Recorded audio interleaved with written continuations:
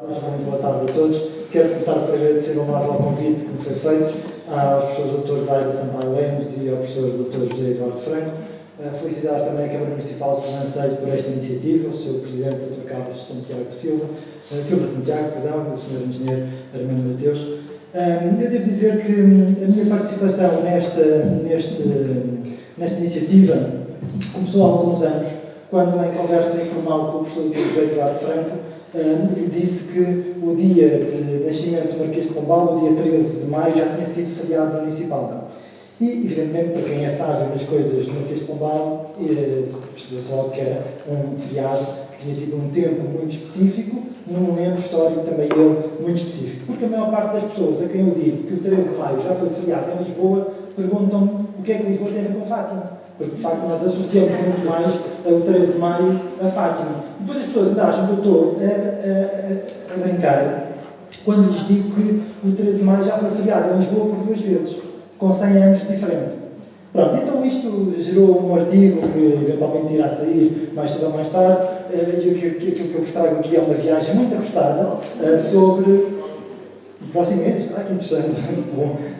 E então é uma viagem muito apressada sobre aquilo que a sensibilidade romântica fez com a memória de Pombal, sobretudo em Lisboa, porque, perdoem-me, é a minha cidade, é a cidade que eu tenho mais estudado.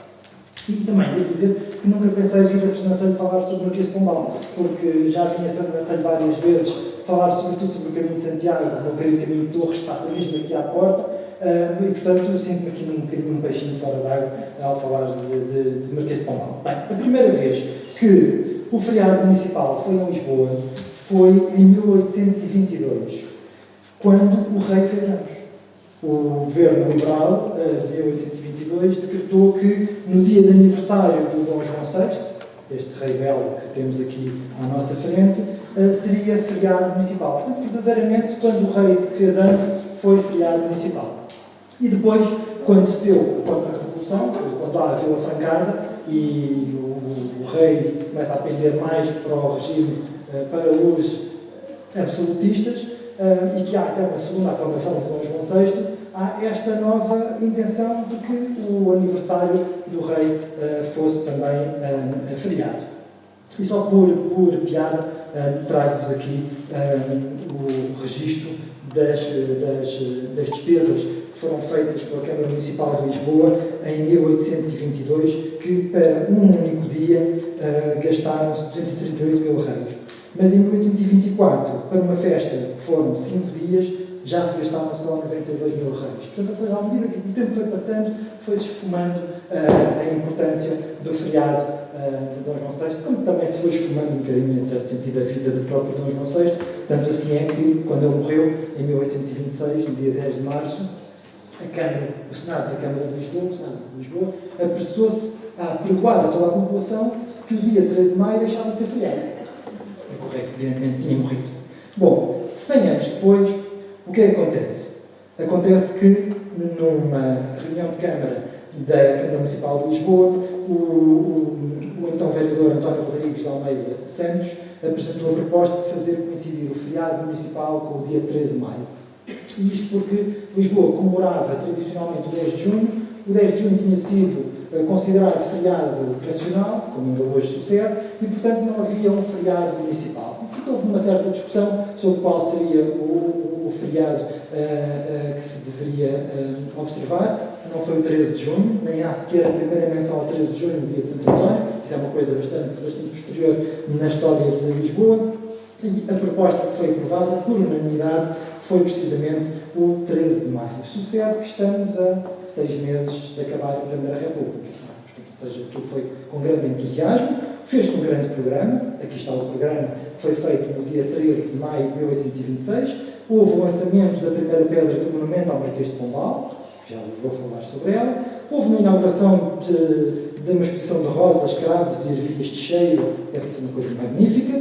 Houve uma parada de 40 carros de bombeiros municipais, e nesta altura os bombeiros municipais em Lisboa têm um grande poder, e no Museu Arqueológico do Caro, uma coisa verdadeiramente cultural, a inauguração de uma exposição de documentos policiais. E trago-vos aqui O excerto da notícia que foi feita para o Diário de Lisboa, devo dizer que é o jornal que eu mais gosto, porque tem uma abordagem, por vezes, muito desconcertante às próprias notícias. Aliás, este começa logo por dizer: realizou-se hoje, pela terceira vez, o lançamento da primeira pedra do monumento ao Marquês de Pombal. Ou seja, já tinha havido 2 lançamentos de primeira pedra, e portanto este era o terceiro lançamento de primeira pedra. Depois a notícia é muito interessante porque ela recolhe todos os discursos, sobretudo do Sebastião Magalhães Lima, que era um decano republicano, maçom, anticlerical, ou seja, uma figura mesmo muito importante durante o governo da Primeira República. Depois recolhe o discurso do Ministro da Instrução, recolhe um bocadinho do discurso do Presidente do Senado e depois diz que encerrou os discursos o Sr. Dr. Bernardino Machado, que era o Presidente da República. Mas não há qualquer palavra dele. Ou seja, é como se a notícia fosse feita todo ao contrário. Ou seja, este Diário de Lisboa é de facto muito interessante enquanto jornal na Primeira República e depois como, enfim, um jornal de oposição, enfim, mais ou menos, ao próprio Estado de Lisboa. Bem, isto é apenas aquilo que aconteceu nesse dia, em que foi inaugurada uma maquete que hoje faz parte do acervo do Museu de Lisboa, em que se vê a cidade de Ulisses e de Pombal. Vejam que Pombal está equiparado à figura mítica de Ulisses como fundador de Lisboa. E aqui temos a maquete, que, enfim, para o ano vamos fazer uma exposição sobre ela. E depois temos então a notícia. E aqui queria destacar apenas dois certos do discurso do Sebastião de Magalhães Lima, para nós percebermos exatamente como é que a Primeira República encarava a figura do Marquês de Pombal. Ele diz qualquer coisa como: é preciso ter sido muito grande para 144 anos transcursos após a sua morte ter ainda agora uma consagração desta ordem. E depois, mais à frente, diz: custo o que custar, haja o que houver, tem de saldar-se essa dívida de honra. Trata-se de uma dívida da nação. Acima da Companhia de Jesus está a soberania do povo. Como se o Marquês de Pombal encarnasse a soberania do povo. Claro que estamos num regime anticlerical e, portanto, Sebastião de Magalhães Lima tem aqui toda a ideologia. Mas o que é certo é que, em 1926, quando o feriado municipal de Lisboa passa a ser o 13 de maio, isto é um fenómeno, ou seja, é um acontecimento que se inscreve num processo já longo de reabilitação da memória do Marquês de Pombal e que recua pelo menos a 1833, ou seja, recua pelo menos até aos alvores do liberalismo, enfim, da monarquia constitucional. Nesta data, enfim, antes disso, deixem-me dizer, cá está o medalhão do Marquês de Pombal, ali está ele, e devo dizer que quando o Dom José morreu, imediatamente houve uma multidão que se colocou diante da estátua equestre de Dom José e apedrejou e deitou imundícies para cima da efígie do Marquês de Pombal. A Dona Maria I, isto aconteceu em 24 de fevereiro, e a Dona Maria I acaba por retirar a efígie do Marquês de Pombal e é colocada em sua substituição um escudo com as armas de Lisboa. Mas isto não aconteceu exatamente no dia 24 de fevereiro, nem em fevereiro, nem em março, nem em abril. Portanto, nós imaginamos que durante esses meses houve pessoas a apedrejar a efígie do Marquês de Pombal. Aconteceu no dia 12 de maio de 1777. E porquê? Porque no dia 13 de maio fazia anos o Marquês de Pombal, que ainda era vivo. Mas a rainha Dona Maria I queria ser aclamada no dia 13 de maio. E foi. E por isso não podia ter lá a efígie do Marquês. Então ela é retirada de noite, com escolta policial, e é levada para, enfim, parte incerta. E foi o Dom Pedro IV, como Duque de Bragança, como regente, que em 1833 vai colocar novamente a efígie do Marquês de Pombal e associar a legenda 12 de outubro de 1833, conforme se pode ler na Crónica Constitucional de 1833, em que, pela própria mão do Dom Pedro IV, se diz que aquilo que tinha sido feito, retirado a efígie, tinha sido um erro, e aí, por bem, em nome da rainha, que a imagem em bronze do Marquês de Pombal, que havia sido arrancada do pedestal da estátua equestre do meu augusto avô, de quem for tão leal servidor e de quem tão zelosamente procurar sempre honrar a memória, seja reposta no mesmo lugar e que por lembrança desse dia se coloque então a inscrição. Bem, isto é o primeiro capítulo de uma longa genealogia de recuperação da memória de Pombal, que percorre 3 regimes, monarquia constitucional, Primeira República e vai até ao Estado Novo, e que eu acho que não tem tanto a ver com o regime, com os regimes, tem mais a ver com uma sensibilidade romântica que perpassa todos estes momentos. Logo em 1838-39 há uma coleção de gravuras que é comercializada, é feita por este homem, pelo Maurício do Carmo Simoninho, que curiosamente tinha sido miguelista e depois tinha ido para as hostes liberais, em boa hora, não é? Porque teve emprego, foi sobretudo professor de desenho da Casa Pia, e ele faz uma série de 6 gravuras que circularam com o título Factos Memoráveis relativos à administração do grande Marquês de Pombal. E claro, estava a reconstrução de Lisboa, evidentemente, a criação da Companhia Geral da Agricultura, das vinhas do autor, a expulsão dos jesuítas, a inauguração de Dom José, a reforma da Universidade de Coimbra, e esta primeira, que era uma alegoria à memória de Pombal, em que temos ali a efígie do Marquês. Eu não vos vou falar sobre tudo isto, mas há aqui estas figuras atrás, muito interessantes, em que é a justiça, que tem o braço apontado para a efígie do Marquês e que ordena à história que escreva a memória do Marquês. E a história está a escrever nas costas da morte. Ou seja, é a história que resgata da morte estes vultos. Bom, houve uma primeira transladação das ousadas do Marquês para a Igreja das Mercês, onde ele foi batizado em 1856. E depois, em 1873, temos a conclusão do Arco da Rua Augusta. O Arco da Rua Augusta, que tinha sido projetado por Carlos Mardel em 1758, mais ou menos, temos dúvidas sobre estas datas, mas provavelmente, e ele estava parado desde 1815. Claro, 1815, um período bastante difícil para a coroa portuguesa. E, portanto, ele só vai ser terminado em 1873, o que faz do Arco da Rua Augusta, de facto, o monumento mais romântico do Pombalino. Porque o arco tinha sido concebido durante a época pombalina, mas depois ele só é terminado verdadeiramente já em 73. Bom, quem faz o arco não gosta deste que está aqui, não é? O arco original, que era um arco pintado ao barroco, que não tinha nada da tal sensibilidade romântica, e portanto o que se vai associar são as figuras dos heróis. E começa aqui um debate sobre que heróis deveriam ser representados. E até há uma proposta do arquiteto Paulo Ferreira da Costa, em 1853, que quer colocar 4 estátuas de heróis no Arco da Rua Augusta e depois por todo o Terreiro do Paço. Desculpa, sobre Lisboa, ainda falo em Terreiro do Paço, não digo Praça do Comércio, e portanto, por cima dos edifícios do Terreiro do Paço, colocar mais 10 estátuas de heróis, e já está mesmo a ver onde é que isto ia parar, portanto, ou seja, ia ficar no Terreiro do Paço cheio de estátuas de heróis, o que não vai acontecer. Bom, houve uma grande discussão, depois aquilo avança, o projeto avança sobretudo a partir de 1862, já com o outro escultor, o Vítor Bastos, um grande escultor romântico de Lisboa, responsável pelo monumento ao Camões, e que vai colocar 4 estátuas de heróis. O Viriato, mais romântico não podia haver, o Nuno Álvares Pereira, o Camões, evidentemente, e o nosso Marquês de Pombal, que ali está ele em grande destaque. É por isso que hoje em dia, no Terreiro do Paço, temos 2 figurações do Marquês de Pombal. Temos a estátua no Arco da Rua Augusta e temos a efígie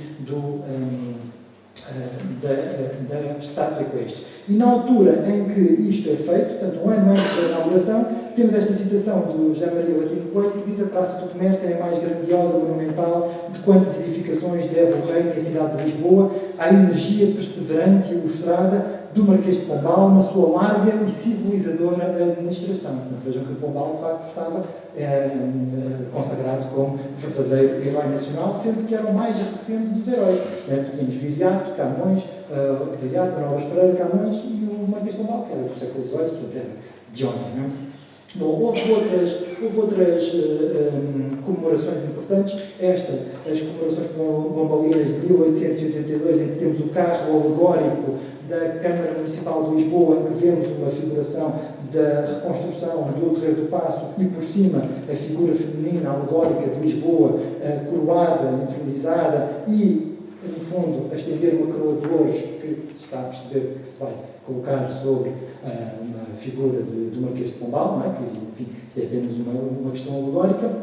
E foi aqui, em 1882, que se deu o lançamento da primeira pedra ao monumento ao Marquês de Pombal pelo rei Dom Luís. Lançou-se a primeira pedra, mas não havia monumento, não havia proposta de monumento, ninguém sabia o que seria, lançou-se apenas a primeira pedra. E depois alguém iria fazer o monumento.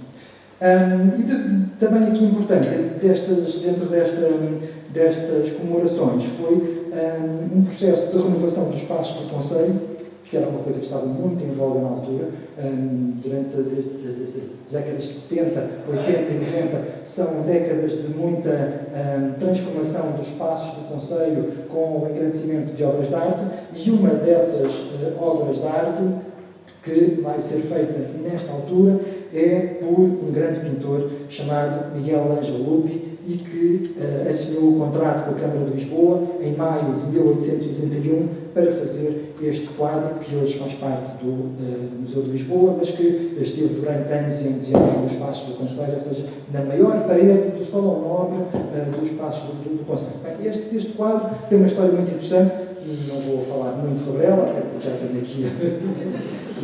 Isto é pior que o patíbulo dos Távoras, devo dizer.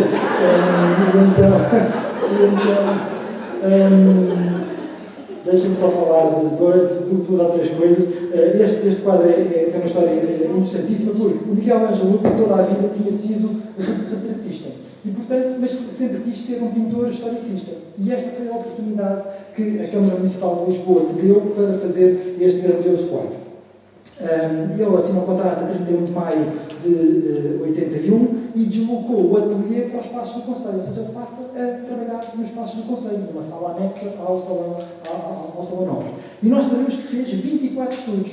Vejam como ele estava bastante imbuído deste espírito. Um desses estudos, aqui está o Miguel Ângelo Lupi, e um desses estudos é este, é um esboceto. O primeiro esboceto foi provavelmente com isto que ele se candidatou ao lugar, e depois faz o quadro que nós vemos aqui, em que o rei está, mais uma vez, ausente, não é? Ou seja, como se fosse a estátua equestre. O rei está ali atrás, está um busto, mas o rei não participa da decisão da reconstrução de Lisboa. Quem temos aqui em primeiro plano e bastante bem iluminado ao centro é o Marquês de Pombal, que dialoga com a outra pessoa que toma a decisão, que é o Marquês de Alegrete, Fernão Teles da Silva, que à época era o presidente do Senado da Câmara. As outras três figuras estão expectantes da decisão. O Manuel da Maia, claro, o grande reconstrutor de Lisboa, e depois o Joaquim Inácio da Cruz Sobral, presidente da Junta de Comércio. Mais uma vez, a Junta de Comércio aqui é essencial, porque é a Junta de Comércio que vai gerar fundos para a reconstrução de Lisboa, e depois, mais atrás, em verde, Pedro Henrique de Bragança, o primeiro conde de Lafões, e que é representante da Casa Real neste grupo. Então, este está mesmo só expectante, não é? Ou seja, é o representante da Casa Real, é o representante do rei, mas está ali numa posição absolutamente passiva à espera da decisão do Marquês. Bem, vamos avançar um bocadinho, peço só mais uma tolerância, só para chegar ao Estado Novo. Nós temos um monumento ao Marquês de Pombal, aquele que teve 3 lançamentos de pedras, de primeira pedra. Em 1913 há o concurso público ganho pelo Adés Bermudes, António do Couto Abreu, e a escultura feita pelo Francisco dos Santos, curiosamente 2 nomes que saem da Casa Pia, o António do Couto Abreu, escultor e enfim, o reconstrutor da Sé de Lisboa, e o Francisco dos Santos eram Casa de Pianos.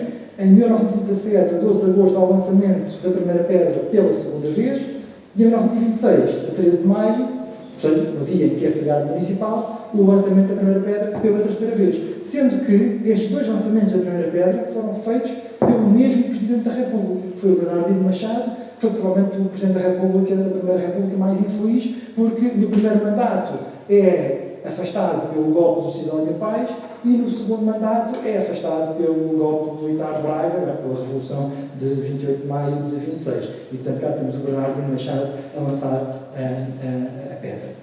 Uma outra coisa que aconteceu, isto mesmo a acabar, é a transladação definitiva das ossadas para a Igreja da Memória, na ajuda, portanto, ou seja, a Igreja da Memória que tinha sido construída em memória do atentado que o Dom José tinha sofrido, e, portanto, mais uma vez, o Dom José e o Marquês de Pombal ficam umbilicalmente ligados no seu local. Mas aqui já há algo que começa a mudar. E aqui eu chamo a atenção para o editorial do Joaquim Manso, um homem de uma geração posterior, ou seja, isto é feito em 23, mais ou menos na mesma altura em que o Sebastião Magalhães Lima está a fazer aquele discurso apoteótico sobre o Marquês de Pombal, mas o Joaquim Manso já diz: sabemos que ele não foi amigo da liberdade, visto que serviu ao absolutismo, mas, descontadas as revoltantes crueldades que cometeu para governar sem oposição, animou o ardente desejo de fazer de Portugal um grande país. Aqui a memória de Pombal começa a mudar.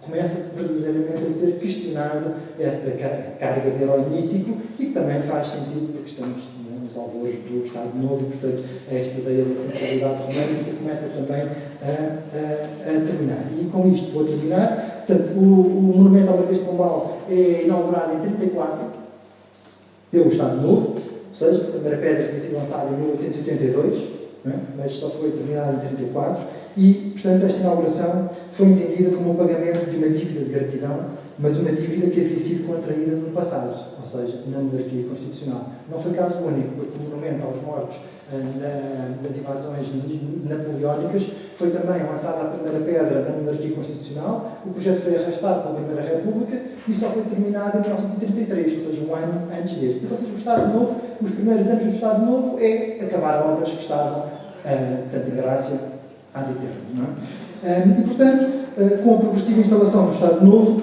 os heróis da história nacional começaram a mudar. E começou-se a falar muito mais do Nuno Álvares Pereira, claro, até por causa do individualismo lusitano, da Cruzada de Nuno Álvares. Começou-se a falar da incrível geração, que é verdadeiramente a que é comemorada na exposição do mundo português de 1940. Começou-se a falar dos descobrimentos, claro, dos navegadores, do Dom Manuel Vaz da Gama, de Pedro Álvares Cabral, tudo isso. E, portanto, ao mesmo tempo que o regime mudava de heróis, também a cidade escolhia um novo feriado. E pouco tempo depois, portanto, em 1934, o feriado municipal deixou de ser o 13 de maio. E verdadeiramente só foi comemorado um ano, porque foi o ano em que houve a Primeira República. Porque depois há o golpe militar, há a ditadura militar, vai dar origem depois ao Estado Novo, e em 1934, o que é que Lisboa escolhe para comemorar? 25 de outubro, que é provavelmente um dos dias mais sangrentos da história de Lisboa, porque foi a conquista de Lisboa aos muçulmanos, em que um grupo de cruzados do norte ataca os verdadeiros lisboetas que lá estavam e obriga-os a sair, com uma série de mortes pelo caminho. E, portanto, a partir de 1934, esta aura romântica de Pombal também termina na cidade de Lisboa, e Pombal passou novamente a habitar a sombra. Obrigado pela tua atenção.